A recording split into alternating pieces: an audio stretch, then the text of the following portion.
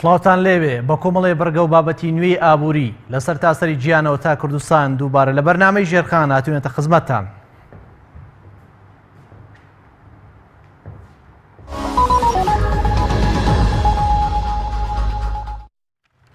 هەواڵەکانی هەفتە سەرەتا چین هەناردەکردنی نەوتی بۆ کۆریای باکوور سنووردار کرد. لەژێر ڕۆشنایی بڕیارێکی ئەنجومەنی ئاسایشی نێودەوڵەتیدا چین چەند بڕیارێکی بە ئاڕاستی سزادانی کۆریای باکوور دەرکرد. لە ڕاگەنراوێکی سەرۆکاتی بازرگانیی چین داهاتووە کە ئیدارەی پەکین هەناردەکردنی بەرەمەنۆتیەکانی بۆ کۆریای باکوور سنووردار کرد و هاوردەکردنی جلوبەرگیشی لە وڵاتە قاغەداغە کرد. بڕیاری کەمکردنەوەی هەناردەکردنی بەرەمی نەوت بۆ کۆریای باکوور لە یەکی ترشینی یەکەمەوە دەکەوێتە بواری جێبەجێکردنەوە و لە دەی کانونی یەکەمدا هاوردەکردنی جلوبەرگ بە هەموو شێوەیە قەدەغە دەکرێت. لە ڕاگەیاندنەوەکەدا هاتووە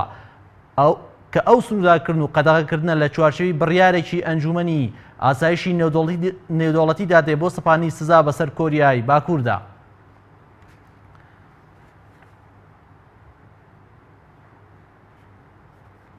هەفتەیەکی باش بۆ نرخی نەوت. کۆتا ساتەکانی هەفتە نرخی نەوت بەرزترین نرخی لە ماوەی ئەم ساڵدا تۆمار کرد دوای ئەوەی گەورە بەرهەمهێنەرانی نەوتی ئۆپیک پێشبینیان کرد لە مانگی کانونی یەکەمی ئەم ساڵ بڕیار لەسەر بازاڕی نەوت دەدان. ئەلێکساندەر نۆڤاک وەزیری دەرەوەی رووسیا بەبوون وەزیری نەوتی رووسیا دوای کۆتایەتنی کۆبوونەوەی ئۆپیک و بەرهەمهێنەرانی سەربەخۆی نەوت وتی پێمان وایە مانگی کانونی یەکەمی 2018 نزیکترین وادەیە دەکرێت بەڕاستی قسە لەسەر بازاڕی نەوت بکەین. بە پێی نیشاندەری بازاڕدارایەکانی گیان خای برێند ئەم ساڵ بەرزترین نرخی تۆمار کرد و گەیشتووەتە $56.86 و ئاوکات خۆراوای تەکساسیش گەیشتووەتە $50.66. ئەم بەرزبوونەوەی ئاوکاتە لەگەڵ بەکارخستنەوەی پاڵاوگە نەوتیەکان و بەرزبوونەوەی پێشبینیەکان بۆ ئاستی بەکاربردنی نەوت کۆتایی ئەم ساڵ تا ساڵی داهاتوو.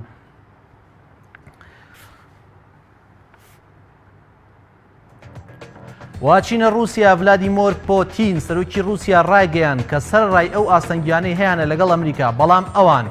بەردەوامن لە کارکردن لەگەڵ کۆمپانیای ئەکسۆن مۆبیل و دەڵێت سەرڕای هەنگاوە نەرێنیەکانی خاوەنی پێشووی کۆمپانیای ئەکسۆن مۆبیل و وەزیری دەرەوەی ئەمریکا ڕەکەس تیلەرسن هاوکاریەکانمان لەگەڵ ئەکسۆن مۆبیل بەردەوام دەبێت. پۆتین لە میانی بەشداریکردنی لە کۆڕبەندی ئابووری ڕۆژهەڵات کە لە شاری ڤلادیڤۆستۆک بەڕێوە دەچێت ڕایگەیان سەرڕای ئەو ئاستەنگیانەی هەیەە لەگەڵ ئەمریکا، بەڵام ئەوان بەردەوام لە کارکردن لەگەڵ کۆمپانیای ئەکسۆن مۆبیل و گوتی سەرڕای هەنگاوە نەرێنیەکانی خاوەنی پێشووی کۆمپانیای ئەکسۆن مۆبیل وەزیری دەرەوەی ئەمریکا ڕەکەس تیلەرسن هاوکاریەکانمان لەگەڵ ئەکسۆن مۆبیل بەردەوام دەبێت. لە بەشێکی دری وتەکانیدا پۆتین ئاماژەی بەو قەیرانە کرد کە لە نێوان کۆمەلگای نێودەوڵەتی و کۆریای باکووردا دروست بووە و ئاشکرای کرد ئەوان وای دەبینن ئیدارەی ئەمریکا خوازیارە تەنگەشە سیاسیەکانی کەم بکاتەوە لەگەڵ رووسیا. جەبار لە عیبی وەزیری نەوتی عێراق ڕایگەیاند بەم زوانە وڵاتەکەی غازی سروشتی هەناردەی کۆی دەکات، ئەویش لە چوارچێوی ئەو ڕێکەوتنامەیە کە کۆتایی ساڵی ڕابردوو لە نێوان هەردوو وڵات واژوو کرا. لە بەیاننامەیەکدا جەبار لە عیبی ئاماژەی بەوە داوە لیژنەی هونەری هاوبەشی نێوان عێراق و کۆمپانیا کوێیت هەنگاوێکی باش و گرنگیان بە ئامانجی خێراکردن و بۆ جێبەجێکردنی ناوەڕێکی ڕێکەوتنامەکەیان ناوە. لە عیبی ڕوونیشی کردەوە کە لیژنە هاوبەشەکە سەرجەم ڕێوشوێنەکان پەیوەست بە هەناردەکردنی غازی سروشتی لەلایەن عێراق بۆ کوێیت تەواو کردووە. لەو ماوەیەدا نزیکترین ڕێکەوتنامە دەکەوێتە بواری جێبەجێکردنەوە. بەپێی ڕێکەوتنەکە لە مانگی کانونی یەکەمی ڕابردوو واژوو کراوە عێراق ڕۆژانە بڕی 50 ملیۆن پێسەجا غازی سروشتی لە کێڵگەی ڕومێلا لە پارێزگای بەسڕی باشووری وڵاتە وەک قۆناغی یەکەم هەناردەی کوێی دەکات و لە قۆناغی دووەمی ژاوب ڕەدەگەێنرێتە 200 ملیۆن پێسێجا. کۆمپانیای شیفرۆنی ئەمریکی لەم مانگەدا یەکەمین بیرەنەوتی بە دوواداگەڕانی نەوتی لە هەرێمی کوردستان هەڵکەندووە، ئەوەش دوای 2 ساڵ لە وەستانی ئەو کارانەی کۆمپانیاکە دێت لە هەرێمدا. ئاژانسی هەواڵی ڕۆیتەرز بڵاوی کردووە کۆمپانیای شیفرۆن دووەم گەورەترین کۆمپانیای ئەمریکی بۆ نەوت و گاز بیرێکی لە کێڵگەی سارتا لە باکووری شاری هەولێر هەڵکەندووە، ئەوەش یەکەم هەنگاوی لەو جۆرە لە نیوەی دووەمی ساڵی 2015ەوە. دەبێژێک بە ناوی کۆمپانیا ئەمریکیەکەەوە ڕایگەیاندوە شیفرۆن بەردەوام دەبێت لە چالاکیەکانی بە دوواداگەڕان لە هەرێمی کوردستان بەپێی وردەکاریەکانی ئاشکرای بەبێ ئەوەی وردەکاریەکان ئاشکرا بکات کارکردنی شیفرۆن لە هەرێمی کوردستان دوایەوە هات. کۆمپانیای ئەکسۆن مۆبیل لە بەشێک لە کێڵگەکانی هەرێمی کوردستان کشایەوە، کارەکانی تا نزمترین ئاز لە کێڵگەنەوتیەکانی هەرێم دابەزا.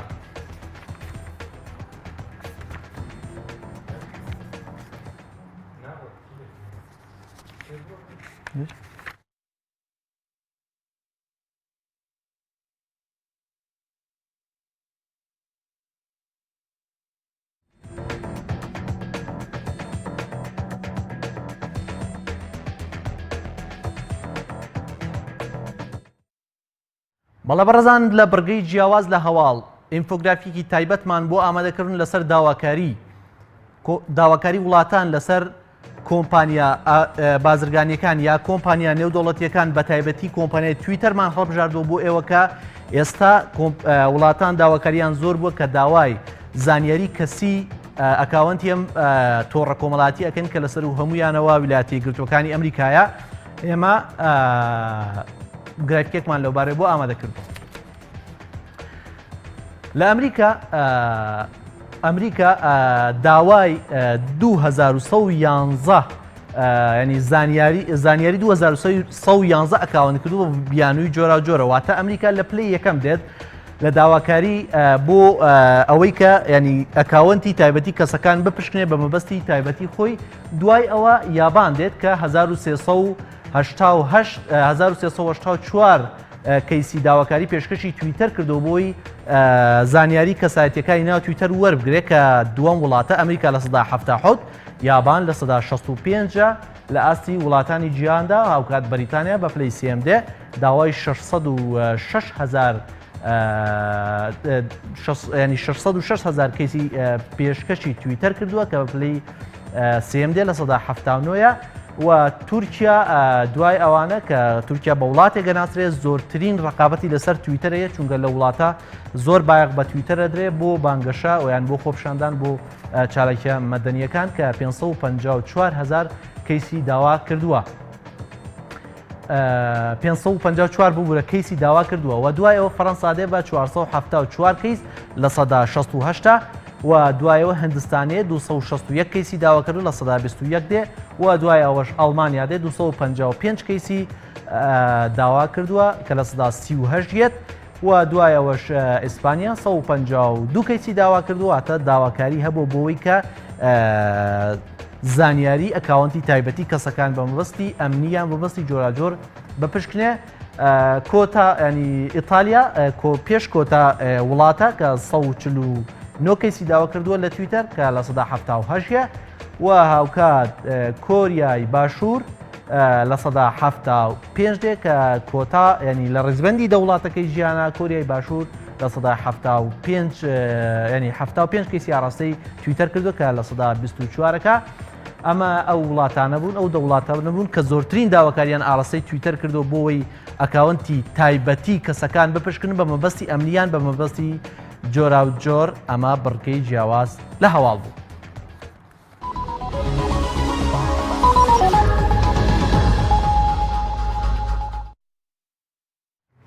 بەڵێ بەڕێزان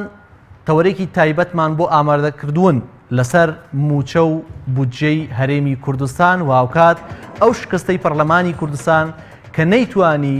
دەستکاری پاشەکەوتی موچەی فەرمانبەران هاوکات خشتووی نوێی موچەی فەرمانبەران بکە، هەرچەندە بەڵێنرا بوو کە دانیشتنی دووەمی پەرلەمانی کوردستان تایبەت بێ بە بەرگەی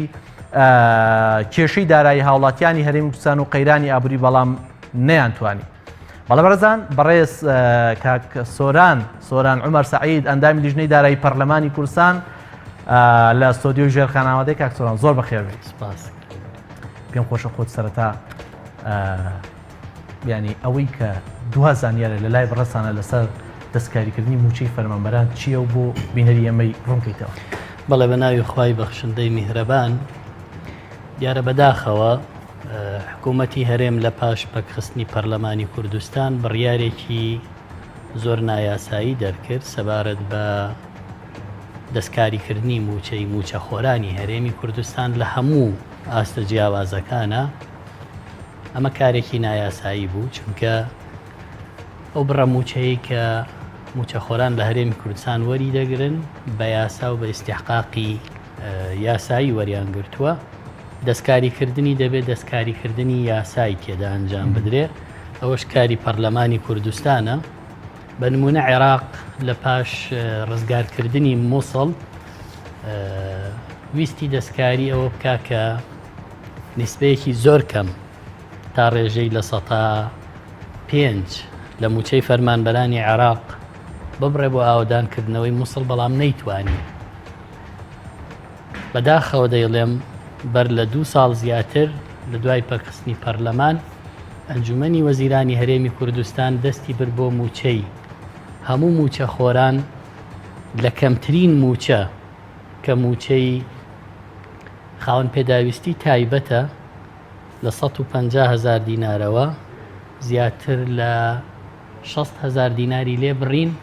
هەتاکو باڵاترین موچەی هەرێمی کوردستان کە موچەی ئەندامی پەرلەمانە لە 175 بڕی. ئەمە لە غیابی پەرلەمانە کردی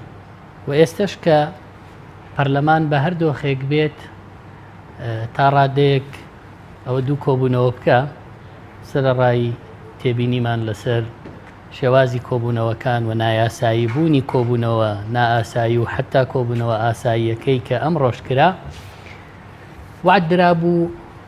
مەسەلەی قوتی خەڵک و موچە خۆران مەسەلەی پاشەکەوت کە ناوێکی زۆر بێمانایە چکە ئەو موچەیە پاشەکەوت نەکراوە ئەو موچەیە خوراوە و نەدراوە وەوەشی کە موچەی وەزارەتی دارایی ڕاگەنراوی بڵاو کردەوە کە ئەم حسابە لەسەر حسابێکی تایبەتی دانراوە کە حسابی 255 سفرش حسابێکی داخراوە یعنی حسابێکی تایبەتی وەحاصل بۆ کراوەتەوە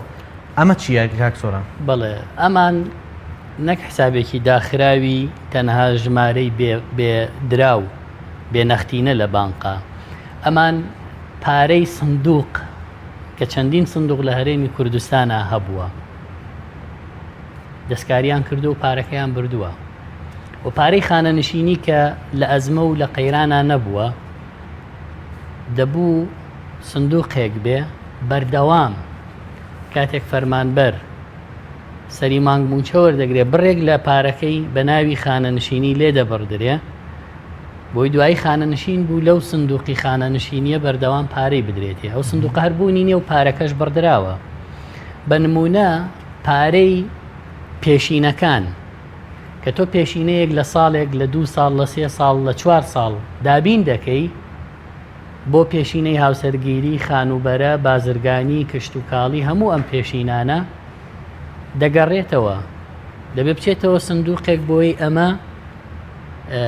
بەردەوام تۆ بتوانێن پێشینانە بدەی ئەمەش بوونی نەبووە بۆیە پارە لەم وڵاتە لە حسابی تەنها ژمارەی بێنەختینە هیچ مانایەکی نییە بە نمونە داهاتی سلێمانی دەوترێت دەگەڕێتەوە بۆ خەزیێنە دەزانی چی ئەگەڕێتەوە تەنها ژمارەکە ئەگەڕێتەوە واتە دراوەنەختینەکە پارەکە ناگەڕێتەوە ئەمەشی کە حکوومەت کردوێتی بەڵێ لە حسابی ژمارە ئەوەندەی داخراوە هیچ مانایەکی نێجگەل لە خۆ خەڵەتاندن یا خەڵک خەڵەتان گای سۆران بڕەسانتانوێ بڵێن ینی فەرمانبەران مەگەر ینی وەکو مەلاسین ینی سەرۆی وتەبێژێکی بۆ بەرێنان وتی ینی مەگەر لە قیامەت تا فەرمانبەران ئەم وینە وەرگرنەوە مەگەر پارە ببارێ مەگە پارە ببارێ حکوومەتی هەرێم موچە خوراوەکانی 2015 2016 و موچە بەناو پاشەکەوت کراوەکان بداتەوە بە خەڵک ئەوەش ڕوونادا پارە نابارێ ئەوە ڕۆشت حکوومەتی هەرێم فێڵی لە خەڵکی کوردستان کرد وەکو چۆن دزی لێکردوون فێڵیشی لێکردوون هیچ زەمانەتێکی قانونی نییە بۆ ئەوەی خەڵک داوای پاشەکەوتی بەڵامسەرێکی حکوومەت لە دوا لێدوانیان من خۆم گوێم لێ بوو ئەڵێ ئێمە ناچار بووین ئەمە بکەین ئەمان هیچ ناچاریەکیان نەبووە تەنها ئەوەندە بوو سزای خەڵکی کوردستانیان پێدا و لەگەڵ وۆرد بانک بانکی نێودەوڵەتی بۆ ئەوەی قەنەعاتی پێ بکەن قەرزی لێوەربگرن و بڵێن ئێمە سیستەمێکمان هەیە کەرتی گشتیمان بچوو کردوتەوە کەرتی تایبەت دامەکەین هاتن کەرتی گشتیان فعلەن بچوو کردەوە بە بڕینی موچەی خەڵک کەرتی تایبەتیان لە کار خست کەرتی بازرگانی حیزبیان خستە شوێنی هەر هەمووی ئەم دۆخەیان لێ بەرهەمهێنا تەنها ئەوەندە بوو خەڵک ڕابێنن ئەم پارە زۆرە کە ساڵانە حکوومەتی هەرێم نزیکەی 17 میلیارد دۆلار 16 میلیارد دۆلاری بە نەقدی هێناوە بە نەقدی سەرفی کردووە خۆی ئەمە بەڕاستی پێوترێ ئەو وڵاتانەی کە ئابوووریەکی بەرخۆریان هەیە چەند پەیاکەن چۆنەی خۆن هیچ پاشکۆتێکیان پرۆژەی استراتیجیکیان نییە و ئێمە دەمێکە هاوارمان کردو من ماوەی ساڵ و نیوێکە پرۆژەیەکم نار بۆ کاک قوبات جێگری سەرۆکی حکوومەت پێکەوەش قسەمان کرد متتەفیق بوو کە وەرن پارە با لەم وڵاتە بە فەردە هەڵ نەگیرێ بە فەردە دابەش نەکرێ وەرن سیستەمێکی بانکی دروستکەین. ئێمە 88 بانقی حکومیمان هەیە،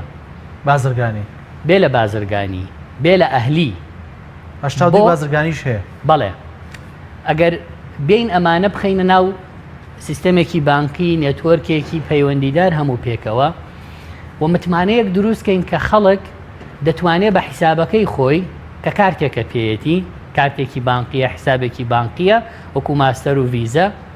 هەر کاتێ بێوێ پارەی نەختینە دەرەهێنێ لە مەشینەکانی کە دانرێ و هەر کاتێک بێوێ مامەڵە بەم ڕقەماکە. ئێستا پارەیەکی زۆر سەرڕای ئەوەی دزرا و براوەتە دەرەوە لە لای خەڵکیش هەیە. خەڵکێک هەیە لەو قەزا و ناحیانە پارەی باشی هەیە، بەڵام چۆ لە شوێنێکی قایما شاردوێتیەوە چونکە متمانەی بە بانک نییە. لەبەرەوەی 2 تریلیۆن دیناری خەڵک لە بانقەکانی هەرێمی کوردستان خەڵک دای نابوو بە حیسابی جاری و وەفر و ئەوانە حکوومەتی هەرێم هات هەر هەمووی برد. یعنی تۆ ئەگەر 10 ملیۆن دینارت بۆی لە ماڵەوە دزنەی بابرد بێت لە بانقێکی حکوومەتی هەرێم دادنابێ، حکوومەتی هەرێم بردی بچۆ بڵێ کاکە پارەی خۆمە دام ناوە، ئەمە ڕقەمەکەی پێویستم بە عملیاتە ملیۆنێکیم بنەوە نادەنەوە. حکوومەتی هەرێم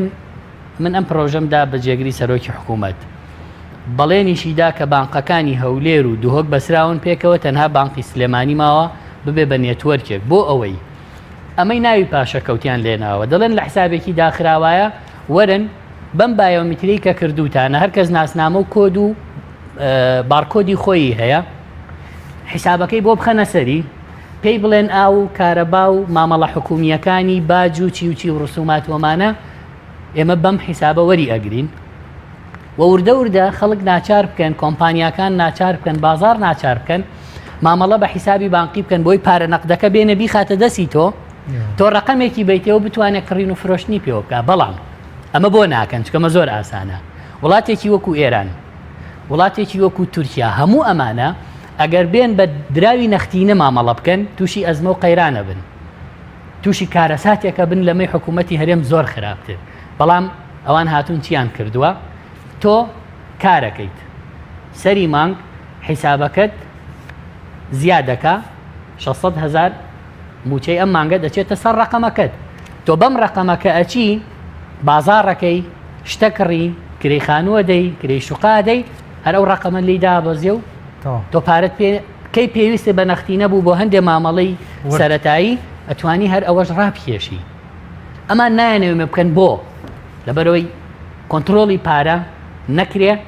خەڵک حسابەکانی دیاری نەبێ، پارە لای خۆیان بێ، لە کۆنتترۆلی خۆیان بێ، چۆنیان بوێ بیبن. ئەمە کارەساتە گەورەکەیە. ئەگەر نا وڵاتانی تریش تووشی ئەم قەیرانە بوون کە پێمانەڵێن، بەڵام هۆکاری قەیرانەکەی ئەمە جیایە لە هۆکاری قەیرانەکەی ئەوان. ئەوەی کە کردیان بە ناوی دەستکاری موچە یعنی ستەمێکی گەورە بوو، دزیەکی گەورە بوو، زوڵمێکی گەورە بوو بۆ سزادانی خەڵکی کوردستان بوو. ئەگەر نا معقولە یەکێک هاوسەری نەماوە، باشە یەکێک کە هاوسەری زیندانیە، ئەمانە لە تۆڕی کۆمەڵایەتیە بوون، نزیکی 420,000 کەسن، قوتابیەکانی زانکۆ و پەیمانگاکانی لێلابەرە نیسبەتێکی زۆر لەمانە زیاترن لە 100,000 150,000 2 ساڵە دینارێکیان پێ نەدراوە. بەڵام تاڵانی نەوت دزی بازرگانی گەورە بەردەوامە، گەندەڵی گەورە بەردەوامە. تەسەور کە لە دانانی سیستەمی پاشەکەوتیشە جارێکی تر ستەمێکی گەورەیان کردووە. بە نمونە ئەمە ئەو فیانەیە کە هاتوون شێوازی موچەیان لێ پاشەکەوت کردووە. ئەگەر یەکێک موچەکەی 900,000 بوو بێ هەتا 901,000 لە 900ەوە 900,000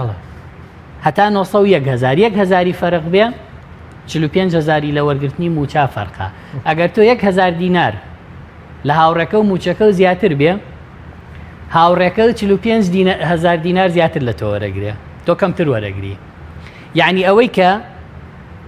ملیۆنێک موچەی بووە 450,000 وەرەگرێ، بەڵام ئەوەی لە ملیۆنێ تا 1,500,000 400,000 وەرەگرێ. هەتا موچەکەی زیایی کردووە زیاتری لێ بڕاوە. ئێستا خەڵک حەز ناکە موچەی زیاد بکە، سەرە موچەی بۆ بێتەوە علا و تەرفی هەرچەندە ڕایان گرت و ئەوانەی بۆ بێتەوە بۆ چکە موچە ئەسلەکەی کەمەکە پاشەکەوتەکەی زیاکە یعنی لە ناو ئەم سیستەمەشە خەلەلی زۆر گەورە هەیە ئێمە لەگەڵ ئەوە بووین دەستکاری بکرێ بەڵام بە یاسا لە پلە باڵاکانەوە ئێستا من موچەکەم لە سا 75 براوە زۆرم پێخۆشە بەڵام معقول نییە خاوەن پێداویستیەکی تایبەتیش لە سا 40 برابێ ئەوەی من 8 ملیۆنە با لە سا 75 ببڕێ هی وەزیرێک با ببڕێ بەڵام معقول نییە خاوەن پێداویستی 150,000 لە سا 40 ببڕی. کاک سۆران حکوومەت هێرن بۆچی هەر بەردەوامە لەسەر ئەم هەڵەیە لە کاتێکە ئێستا ینی دۆخی نەوت بوون منە زۆر باشترە لە کاتێکە سەرداهاتی هەرێمی کوردستان بە وتەی ئاشتی هەورامی وەزیری سامان سوورە لە کۆنفراسی ینی نەوتوقاز لەدەن 1 ملیار دلار تەنها لە داهاتی نەوت جگە لە داهاتینەوە 1 ملیار دلاریان دەسەکەوێت. هۆکارەکەی ئەوەیە کە بیریان کردەوە گوزەرانی خەڵک گەیشت بۆ ئاستێک داخوازیەکانی گەورە بوو ئێستا ژیانی خەڵکیان بەوە هێنایە ئاستێک داخوازیەکانی بچووک بۆتەوە ئەڵێ وەرن ئێوە هەر حکوممانکەن بە یاسایکەن بە یاسا نایکەن چیەکەن بیکەن بەڵام موچەکەمان لە کاتی خۆیان بدەنێ. خەڵک پێشتر وای نەئەوت خەڵک پێشتر دەی و سیستەمی حکومڕانی دەبێ بگۆڕێ دەبێت سیستەمی سەرۆکایەتی نەمێنێ سیستەم ببێ بە پەرلەمانی دەبێت ژیان زۆر لەمە باشتر بێ دەوروبەری هەندێک لەو حیزبانە خەریب و چۆڵە بوو چونکە خەڵک جۆرێک لە ڕەفاهیەتی بۆ دروست بوو پێویستی بەوە نەبوو چەک بۆ ئەو هەڵبگرێ ئەوان بیریان کردەوە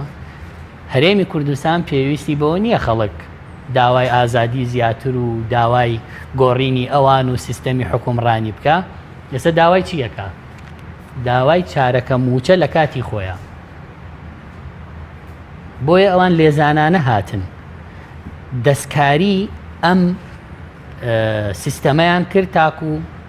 خۆیان زیاتر بمێننەوە خەڵک زیاتر ناچاری ئەوان بێ ئەگەر نا ئێستا داهاتیان وەک ئەو کاتەیە کە ساڵی 2012 و 2013 و باشترین دۆخ بۆ هەرێمی کوردستان ئێستا ئەتوانن موچە حەقیقیەکەی جاران بدەنەوە بە خەڵک بەڵام لە پلەی باڵای حکوومەت و تویانە جارێکی تر ئەو پارە زۆرەی هەڵمان ڕشت بوو بۆ خەڵک هەڵی ناڕژین جاران بەو پارەیە ئاهاتن پرۆژەیان نەکرد لە پرۆژەکە شەریکە بوون یا دزیان نەکرد یا ڕەشویان وەرەگرت ئێستا بیریان کردەوە پرۆژەکە نەکەن پارەکە بە مۆڵیە بن 6,000 پرۆژە وەستاوە 4 ساڵە هیچ خەمیان نییە هیچ باکیان نییە قۆرسترین شت و مهمترین شت دەوێت ئێستا حکوومەت 100 مەتر ڕێگا قیرکە زۆر مهمە بەڵام لە قۆناغێکا بوو هەزاران مەتر لە ڕۆژێکە قیر و چیمەنتۆوە کرا خزمەت گوزاری ئەکرا بۆ گەڕەکە تازەکان بۆ شوێنانی پێویستی بوو ئێستا هەمووی وەستا ئێستا نایەن شەریک بن لەگەڵ مقاولێکا لەگەڵ کۆمپانیایەکە دێن پارەکە بە ساغی و بە کاڵی و بە کوڵاوی ئەخۆن وی بەنە دەرەوە ئەم سیاسەتەیان گرتوۆتە بەر. کاک سۆران قوبات تاڵبانی هاتە بوونمونە پەرلەمانی کوردستان لەگەڵ ینی سرک فراکسیۆنەکان لەگەڵ لیژنەکانە کۆبوویەوە زانیاری ناو کوبوونەوەی چی بوو بۆچی ینی لەگەڵ پەرلەمان نەگەشتە ناو لەگەڵ ینی ڕێکەوتنێک بۆ دەستکاریکردنی پاشکەوت و خشتەی پەسەندگەری خشتەی نوێی موچە. طبعاً ئێمە بەشداری و کۆبوونەوەمان نەکرد و نەچوین بۆ دانیشتنی ئەمڕۆی پەرلەمانی کوردستان هۆکاری هەیە نامەوێت لێرە باسیەوەکەم بەڵام زانیاری ناو کۆبوونەوەکە من بە حکمی ئەندامی لیژنەی داراییم لە سەرۆکی لیژنەی دارایی پرسیارم کرد ئێوە چیتان تەڕەح کرد و ئەوان چیان پێبوو دیارە حکوومەت بۆ ئەوە هاتبوو بۆ پەرلەمان لە 1-2 ڕۆژی ڕابردوو بۆی پێیان بڵێ ئێمە ناتوانین دەستکاری ئەم سیستەمی موچەیە بکەین داهاتمان هێندە نییە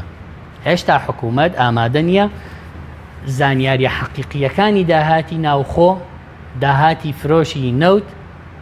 لە بۆری ئاشکرا بکە چەند مانگە پێش ئێستا ئەوەشی ئاشکرا کرد لەو ڕۆژەوەی عەقدی لەگەڵ دیلۆیت کرد گوایە پشکنین و تەدقیق و وردبینی داهاتی نەوتەکە ئیتر ڕاگەیاندنی هەناردەی نەوتیژەوەی کە ئێمە دەستمانەکەوێت لە سۆمە و لە عێراقەوە دەستمانەکەوێت کە ئێستا ڕۆژانە 700,000 بەرمیل نەوت ئەنێرێت ئێستا نرخی بەرمیلێک نەوت ئەو ڕۆژەی ئەوان دەستکاری موچەی خەڵکیان کرد لە نزیکی 28 بۆ 30 دلار بوو بەرمیلێک نەوت ئێستا لە سەروی 50 دلار و 54 دلارەوەیە ئەمان بە 3 دلار کەمتر لە نرخی برنت بەرمیلێک نەوتی هەرێمی کوردستان ئەفرۆشن ئەوەی کە دەوترێت $10 ئەوە جۆرێکی ترە لە دزی سێ بە سێ بەشێکە نێکێتی و پارتی بۆ ناتوانانی موچەبەی لە کاتێکا ئێستا سەروی $1 ملیار مانگانە داهاتە لە باج و ڕسومات و پێبژاردنەکان لە ناوخوا هەیە سەدقات زیادی کردووە سوتەمەنی لە ناوخۆ جاران حکوومەتی هەرێم دعمی هەتانانەوە و سەمونخانەشیە کرد ئێستا دعمی هیچ ناکە 1 لیتر بنزین نادا بە هیچ شوێنێک هەر هەموویە فرۆشیە تەنانەت نەوتی ڕەش نادا بە پاڵاوگەکانیش بە نیسبەیەکی زۆر کەم نەبێ ئەویش گازەکانیش بەشی یان بازرگانیان پێوەکەنیانی نەودا پاڵەوەن بۆ عێراق قسەش لەسەرەوە هەیە لەبەرەوەی حکوومەتی هەرێم نەوتی ڕەش نادا بە دوو پاڵاوگەی بازیان و کەڵک وەکو پێویست نسبەتێکی زۆر کەمەدا بنزینەکەی گازەکەی نەفتاکەی نەوتەکەی هەر هەمووی بە تیجاری و بە مزایدا ئەفرۆشیە ینی بازرگانیە کارزە حکوومەتی هەرێم بازرگانی گەورە بەسەر میلەتەکەی خۆیەوە بە نەوت و بە گاز و بە بنزین و بەوە واکە بۆ یەگەر ئێستا بنزین لە دەرەوە نەهێنرێ ئەوەی لە ناوخۆ لە پاڵاوگەی کەڵک و بازیان تەصفیاکرێ هەر ئەوە بێ لیترێکە بە 1500 دینار دەست ناکەوێت نسبەتێکی زۆر کەمە کشتێکی نوێی موچی هێناوەتە ناو لەگەڵ ئەوان نیەتێکیان هەیە دەستکاری بکەن بەڵام نیەتەکە زۆر کەمە لە 100 تا لە 170 بۆ بەرزترین دەستکاری ئەیانوێت دەستکاری بکەن پاشەکەوت لابەرن چکە ئێستا بۆی خەڵک نەڵێ کوا پاشەکەوتەکەم حکوومەت بە قەرزار بزانێ هەموو مانگە بۆی حسابکە تا ئێستا بڵێ $8 ملیار ئەوە هەر لادا دێت ئەڵێ بە نمونە تۆ فەرمانبەرێکی 400,000 وەرگرتووە لە 150 بۆ خەمە سەر ئەبێ بە 450,000 ئەوە هەموو موچەیەکە ئیتر نە پاشەکەوت هەیە نەموچەی تر هەیە هەر ئەمە ناوی موچەیە ئەوەش ناکەن ئێستا ئامادەنین ئەوەش بکەن لە کاتێکە بۆچی کاکسۆرانیانێ ئەوە بێ ئەوان جواب بنەوە بۆ چکەوان ئامادەنین دەست بن لە حیسەی خۆیان ئەو حیسەی ئێستا دەیبەن دەیدزن دەیبەنە دەرەوە ئامادەنین دەستی لێبن کەم بکە بۆی بیخەنە سەر موچەی خەڵک لەبەرەوەی پێیان وایە خەڵک ئێستا ئەمەی قبوڵە خەڵک ئێستا ئەمەی قبوڵە نەک قبوڵەتی مەمنونە وعدیان پێداون لە کاتی خۆی موچەکە بدەن چارەکەکە ئەو وعدەشیان نەبردۆتە سەر ئێستا خەڵک مەمنونە بە وعدە بردنە سەرە یعنی ئێستا موچەی مانگی حەوت لە 23 نۆیە تا ئێستا هێزەکانی ناوخۆ و پێشمەرگە وەریان گرتووە یعنی مانگی 8 دەبوو ئێستا موچەی مانگی 9 دابەش بکرایە لەوەشا 2 مانگ و یعنی ئێستا حالیان 3 مانگیشە چارەکە موچەکە 3 مانگە دوا کەوتووە بەوەش خەڵک هەر قبولی بووە یاخود خەڵک هەر ناچار بووە قبولیکە چکە بەدیلەکەی ئەوەندە بەهێز نەبووە تاکو ناڕەزایەتیەکان قەناعەتیان پێ بکە دادوەرەکان مانیان گوتیان دادگاکان داخین لە ژێرۆ بۆیان چاکردن بەڵام کاکسۆرانێکیمان بەرزانی سەرروکی حکوومەتی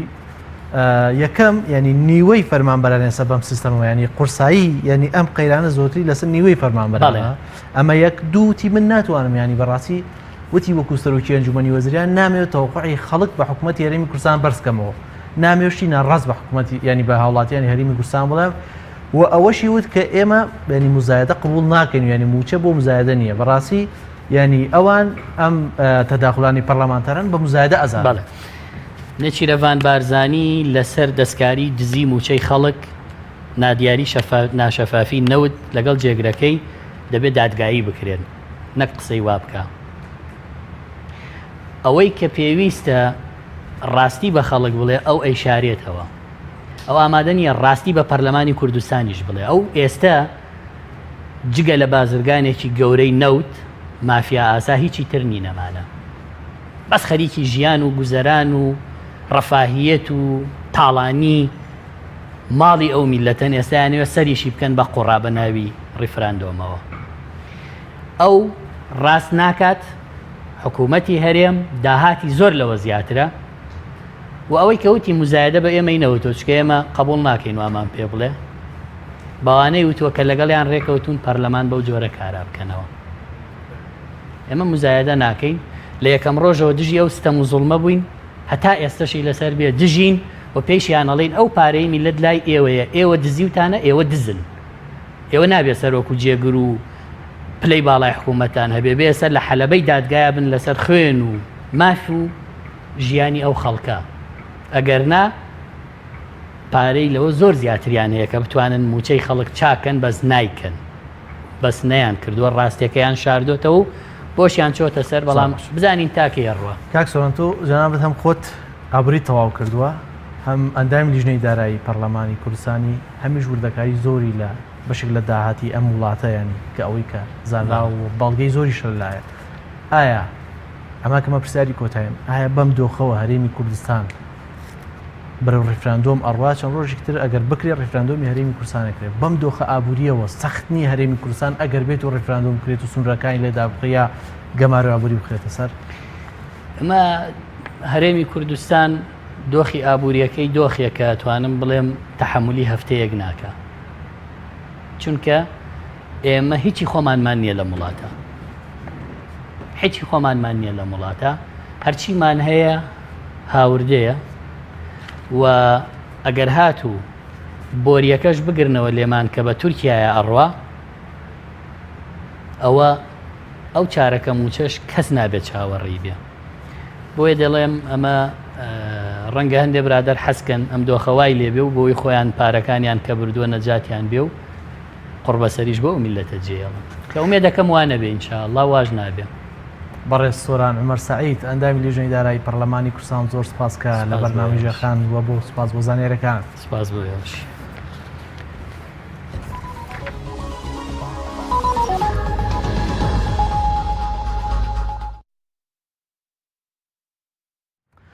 وەڵە بەڕێزان، بەهۆی پێشبینیەکان بۆ ئەنجام نەدانی ڕێفراندۆم لە هەرێمی کوردستان نرخی دۆلار بەجێگری ماوەتەوە و بەرامبەر بە دینار هەڵکشانی کەمی بەخۆ بینیوە لە ماوەی هەفتەی ڕابردووە. ئەمە دەرخستەی هەفتەی نرخی دۆلارمان ئامادەیە. بەڵێ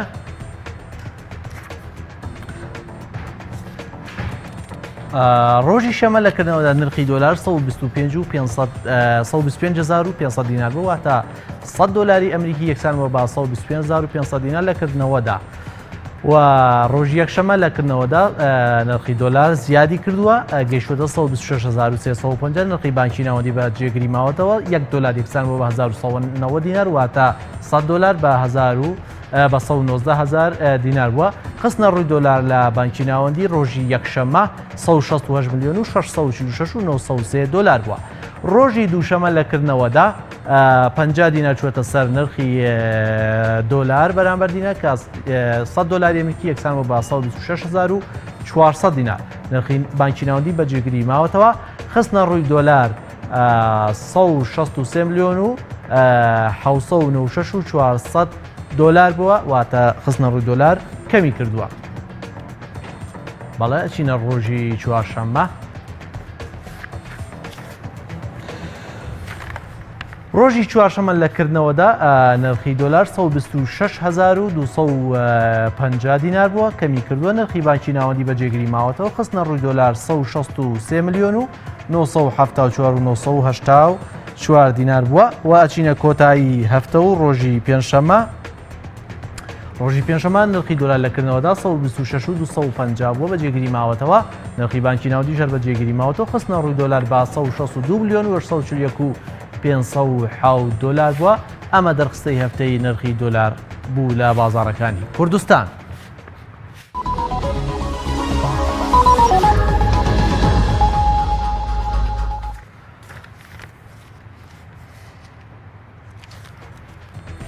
پێشبینیەکانی ئەم هەفتەیەمان تایبەتە بە بەکارهێنانی ئۆتۆمبیلی کارەبایی کە ساڵ بە ساڵ ڕێژەی بەکارهێنانی ئۆتۆمبیلی کارەبایی لە جیهان زیاد دەبێت بەهۆی ئەو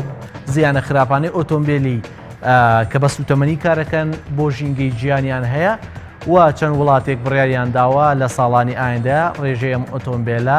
زیاد بکەن، واتە ڕێژەی بەرهەمهێنانی زیاد بکەن. ئەمەش کۆمپانیەکانی هانداوە ڕێژەی بەرهەمهێنانی ئەم ئۆتۆمبیلە بە شێوەیەکی بەرچاو زیاد بکەن. ئێمە گرافیەکمان لەو بارەوە بۆیەوە ئامادە کردووە. سەردەمی ئۆتۆمبیلی کارەبایی بە فعلی هاتووە. ساڵی 2014 500 بۆ 1 ملیۆن ئۆتۆمبیل لە جیهاندا بووە، بەڵام ساڵی 2015 واتە 1 ساڵ دوایەوە ڕێژەکە گەیشتوەتە 1 ملیۆن بۆ 1 ملیۆن و 500 هزار ئۆتۆمبیل لە جیاندا. وە ساڵی 2016 ڕێژەکە هەڵکشاوە بۆ 2 ملیۆن ئۆتۆمبیلی کارەبایی لە جیاندا. ئەچنە سەر پشتی وڵاتان لە بازاڕی ئۆتۆمبیلی کارەبایی. لە سەدا 95 ئۆتۆمبیلی کارەبایی لەم وڵاتانەدان، واتە ڕێژەی لە سەدا 95 ئۆتۆمبیلی کارەبایی ئەم وڵاتانە لەم وڵاتانەدان: ئەمریکا و کەنەدا و چین، یابان، بەریتانیا، فەڕەنسا، دانیمارک، سوید، ئەڵمانیا، رووسیا. واتە ئەم وڵاتانە لە پێشەنگی ئەو وڵاتانن کە بەنیازن ئۆتۆمبیلی کارەبایی بەرهەم بێن یا ئێستا ئۆتۆمبیلی کارەبایانتیایە. بە فعلی ئەمانە خاوەنی ینی گەورەترین ئابووری گیان پێگەێنن. چین لە ساچلی پشتی فرۆشتنی ئۆتۆمبیلی بەرەکەوێت لەسەر ئاستی گیانە. ئەوروپا لە سەدا 29 پشتی فرۆشتنی ئۆتۆمبیلی بەرەکەوێت لە ئاستی گیانە. ئەمریکا لە سەدا 21 پشتی فرۆشتنی بەرەکەوێت لە ئاستی گیانە. واتە ئەم سێ وڵاتە گرنگترین وڵاتن کە تا ئێستا زۆر بایەخیان بە ئۆتۆمبیل داوە و پشتی فرۆشتنی ئۆتۆمبیلی کارەباییان بەرەکەوێت. دوای ئەوە فەڕەنسا و بەریتانیا ئەو وڵاتانی کە ئەیانەوێ پێشبڕکی گیانی لەگە وڵاتانە بکەن بۆ بەرهەمهێنانی ئۆتۆمبیلی کارەبایی. فەڕەنسا و بەریتانیا 2040 دەوەستن لە بەرهەمهێنانی ئۆتۆمبیل کە بە سوتەمەنی کار بکە و دەست دەکەن بە بەرهەمهێنانی ئۆتۆمبیلی کارەبایی. هندستان لە ماوەیەدا ڕایگەیان کە لە 2030 بە فعلی دەسەکە بە بەرهەمهێنانی ئۆتۆمبیلی کارەبایی، چونکە ژینگەی هندستان بەرپرسانی وڵاتی ئەعلانیان کرد کە ژینگەی هندستان ژینگەیەکە زۆر خراپ بووە بە هۆی بەکارهێنانی ئۆتۆمبیلی سوتەمەنی. نەرویج 2025 ئەوەستێت لە بەرهەمهێنانی ئۆتۆمبیل کە بە سوتەمەنی کار بکات. بەڵێ بەڕێزان، ئەمە پێشبینیەکان بوو کە باس لە هاتنی ئۆتۆمبیلی کارەبایی بۆ جیهانەکان. هیوادارم لە هەرێمی کوردستانیش بیر لەوە بکرێتەوە کە ئێستا ئابووریەکی زۆر خراپی هەیە. ئەگەر ئابووریەکی گەشەی سند هیوادارم کە دەست بدەنە بەرهەمهێنانی ئۆتۆمبیلی کارەبایی.